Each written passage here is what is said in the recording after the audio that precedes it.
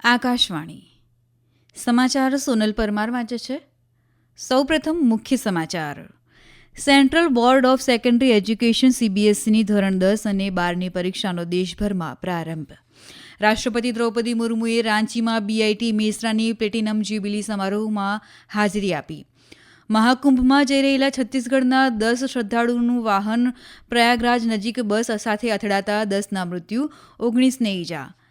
Same ઓલ્ટમેનની આગેવાની હેઠળની open એઆઈને ખરીદવાની એલોન મસ્કની ઓફરને કંપનીએ ફગાવી. અને મહિલા ક્રિકેટ પ્રીમિયર લીગમાં આજે વડોદરામાં મુંબઈ ઇન્ડિયન્સ અને દિલ્હી કેપિટલ્સ વચ્ચે મેચ રમાશે. સમાચાર વિગતવાર. Central Board of Secondary Education સીબીએસઈની ધોરણ 10 અને 12ની પરીક્ષાનો આજથી પ્રારંભ થયો છે. આશરે 42 લાખ વિદ્યાર્થી આ પરીક્ષા આપી રહ્યા છે. બોર્ડના આંકડા પ્રમાણે દેશમાં 7,842 અને વિદેશમાં 26 કેન્દ્રો પર પરીક્ષા ચાલી રહી છે. ધોરણ 10ની પરીક્ષા 10 માર્ચ અને ધોરણ 12ની 4 એપ્રિલ સુધી ચાલશે. બંને પરીક્ષા સવારે 10:30 થી બપોરે 1:30 વાગ્યા સુધી યોજાશે. સીબીએસઈએ પ્રથમવાર વેબકાસ્ટની વ્યવસ્થા કરી છે. પ્રધાનમંત્રી નરેન્દ્ર મોદી માને છે કે સાચી પ્રગતિ માત્ર શૈક્ષણિક ઉત્કૃષ્ટતાથી જ નહીં પણ આંતરિક વૃદ્ધિથી આવે છે. તેમણે જણાવ્યું કે સ્વજાગૃતિ અને સચેતન દ્વારા યુવાનો સ્પષ્ટતા, સ્થિતિસ્થાપકતા અને હેતુની મજબૂત ભાવના વિકસાવી શકે છે. પરીક્ષા પે ચર્ચા 2025ની 5મી આવૃત્તિ વિદ્યાર્થીઓને મનના ચમત્કારથી અવગત કરાવે છે. પ્રસિદ્ધ આધ્યાત્મિક નેતા સદગુરુએ શિક્ષણને રમતિયાળ બનાવવા અને સંતુલિત અને જીવંત મન કેળવવા પર આંતરદ્રષ્ટિ રજૂ કરી. સદગુરુએ એકાગ્રતા વધારવા અને પરીક્ષામાં ઉત્કૃષ્ટતા મેળવવા માટે શક્તિશાળી મન વિકસાવવાની તકનીકોની માહિતી આપી. તેમણે કહ્યું કે શિક્ષણ માત્ર પરીક્ષા પૂરતું મર્યાદિત નથી. તેમણે વિદ્યાર્થીઓને તેમની બુદ્ધિમત્તાને ગતિશીલ સ્થિતિમાં રાખવા જણાવ્યું હતું. રાષ્ટ્રપતિ દ્રૌપદી મુર્મુ ગઈકાલથી ઝારખંડની 2 દિવસીય મુલાકાતે છે. રાષ્ટ્રપતિ દ્રૌપદી મુર્મુએ કહ્યું છે કે કેન્દ્ર સરકાર ઉચ્ચ શિક્ષણમાં આર્ટિફિશિયલ ઇન્ટેલિજન્સનો સમાવેશ કરવા માટે પગલાં લઈ રહી છે.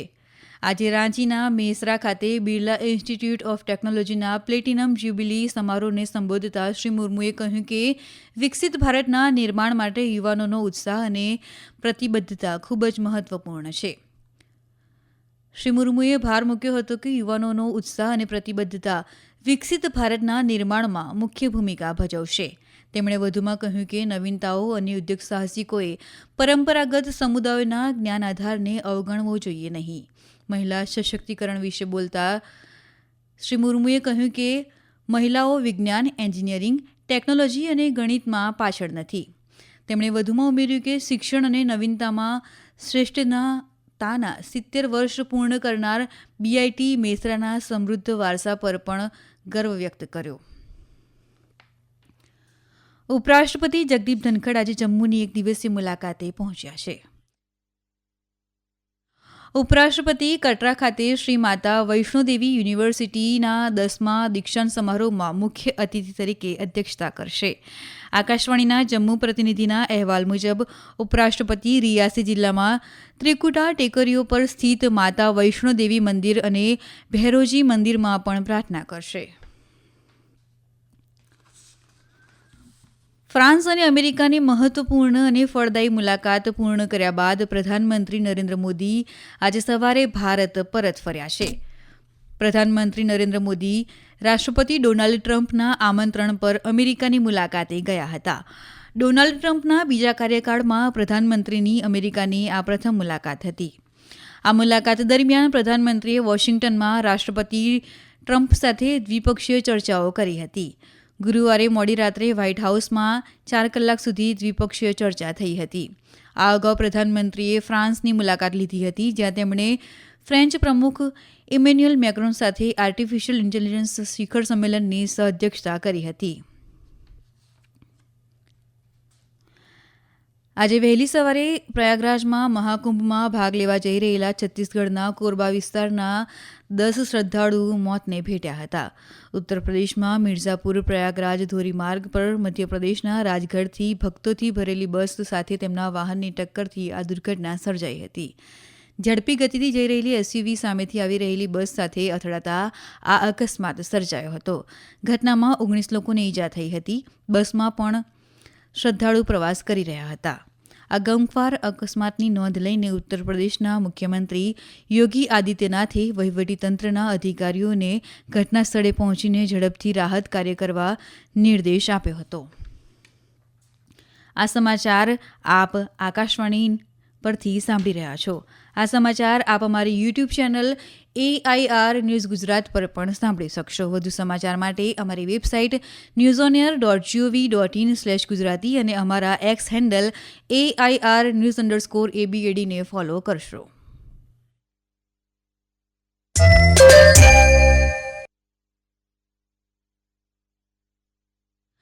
ભારત સંચાર નિગમ લિમિટેડ BSNL 2024-25ના ત્રીજા ત્રિમાસિક સમયગાળામાં 262 કરોડ રૂપિયાનો નફો નોંધાવ્યો છે. આ સિદ્ધિ જાહેર ક્ષેત્રના સાહસોને મજબૂત બનાવવા અને સૌના માટે મજબૂત, સસ્તી અને સુલભ ટેલિકોમ સેવાઓ સુનિશ્ચિત કરવા માટેની સરકારની પ્રતિબદ્ધતા દર્શાવે છે. નવી દિલ્હીમાં ગઈકાલે મીડિયા સાથે વાત કરતા કેન્દ્રીય સંચાર મંત્રી જ્યોતિરાદિત્ય સિંધિયાએ કહ્યું કે 17 વર્ષમાં પહેલીવાર BSNL ત્રિમાસિક ધોરણે નફો નોંધાવ્યો છે.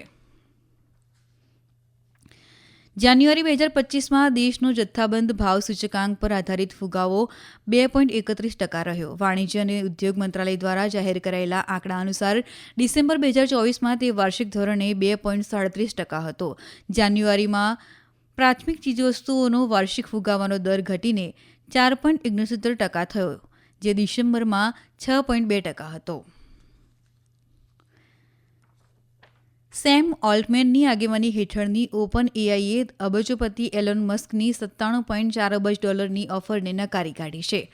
સોશિયલ મીડિયા પ્લેટફોર્મ એક્સ પર એક નિવેદનમાં ઓપન એઆઈ બોર્ડના અધ્યક્ષ બ્રેટ ટેલરે મસ્કની બોલીને તેમની સ્પર્ધામાં વિક્ષેપ પાડવાનો પ્રયાસ તરીકે વર્ણવી હતી.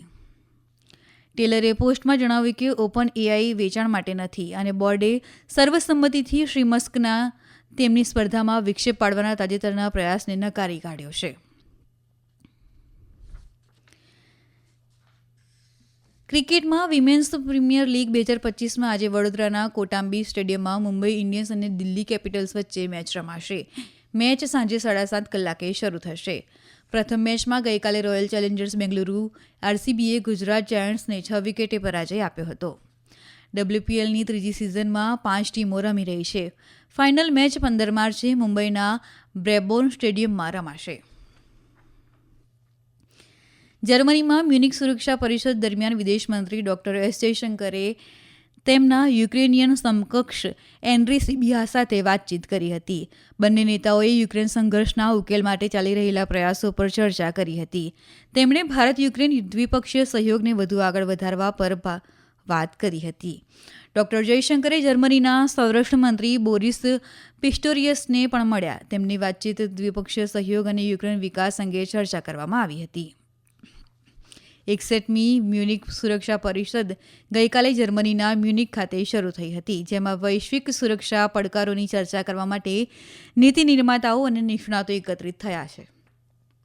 ભારતના ગુલવીરસિંહે બોસ્ટનમાં ડેવિડ હેમરી ઇન્વિટેશનલ મીટમાં ઇન્ડોર પુરુષોની 3000 મીટર દોડમાં 17 વર્ષ જૂનો રાષ્ટ્રીય રેકોર્ડ તોડીને ઇતિહાસમાં પોતાનું નામ નોંધાવ્યું છે. 7 મિનિટ 38.26 સેકન્ડ સાથે સિંહે માત્ર રજત ચંદ્રક જ નહીં પરંતુ સુરેન્દ્રસિંહ દ્વારા સ્થાપિત અગાઉના રાષ્ટ્રીય રેકોર્ડને 11 સેકન્ડથી તોડ્યો હતો. અંતમાં મુખ્ય સમાચાર ફરી એકવાર.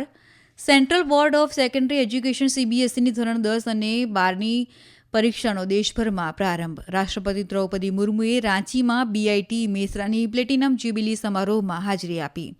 મહાકુંભમાં જઈ રહેલા છત્તીસગઢના 10 શ્રદ્ધાળુનું વાહન પ્રયાગરાજ નજીક બસ સાથે અથડાતા 10ના મૃત્યુ, 19ને ઈજા. સેમ ઓલ્ટમેનની આગેવાની હેઠળની ઓપન એઆઈને ખરીદવાની એલન મસ્કની ઓફરને કંપનીએ ફગાવી. અને મહિલા ક્રિકેટ પ્રીમિયર લીગમાં આજે વડોદરામાં મુંબઈ ઇન્ડિયન્સ અને દિલ્હી કેપિટલ્સ વચ્ચે મેચ રમાશે. આકાશવાણી પરથી સમાચાર પૂરા થયા.